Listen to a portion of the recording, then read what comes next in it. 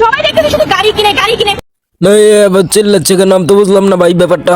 গাড়ি তো কেনার জিনিস কিনবে নাকি হেলিকপ্টার কিনবে বুঝতেছি না আমি। তো ভাই আশা করছি সকলে ভালো আছেন সুস্থ আছেন। তো ভাই আজকের কন্টেন্ট হলো এই আপাটাকে নিয়ে। আপা হচ্ছে একজন সেলিব্রিটি, মানে উনি আসলেও শিক্ষার্থীকে সেলিব্রিটি হয়ে গেছে। তা ভাই কখন হয়েছে শুনবেন না? কোঠ আন্দোলনের সময়। হ্যাঁ ভাই ঠিকই শুনছেন যে কোঠ আন্দোলনের সময়। আন্দোলনে তো কিছু করতে পারে না, ঘর থেকে বের হয় না, পলে আসছিল। তো পরে কি হয়েছে মানে আমি বুঝাই আপনাদেরকে ক্লিয়ারলি। যে সময় আন্দোলন শেষ হয়েছে, যে সময় ট্রাফিক আইন মানে মানলো না, আর্মিরা টহল দিল, তখন এই আপাটা বের হয়েছে টিকটক করার উদ্দেশ্যে। না আপনারা বলতে পারেন না উনি তো পাহারা দিতে এসেছে, ট্রাফিক আইন কানুন নিয়ন্ত্রণ করতে এসেছে। না, উনি আসলে টিকটক করার উদ্দেশ্যেই এসেছে। মানে 150 টিকটক করে ফেলছে যে আমি এখন ট্রাফিকই করছি। মানে ওনার আগে থেকে টিকটক অ্যাকাউন্ট ছিল, তো ওখানে উনি করছে, অনেকগুলো ভিডিও বানাইছে, তার জন্য বললাম। তো ভাই এই আপনাকে নিয়ে কিছু কথা বলা হবে, তো ভাই শুরু করা যাক।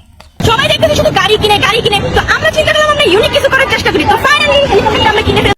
ভাই এখন তো সবাই গাড়ি কিনে, তাই এই আপাটে চাচ্ছে যে ওনারা ইউনিক কিছু করার চেষ্টা করে। মানে টিকটকার বলে কথা, টিকটকাররাও তো ইউনিক কিছু করবে। মানে উনি শিক্ষার্থী বলা চলে না, এখন বর্তমানে তিনি টিকটকের ট্রেন্ডিং কাঁপাচ্ছে।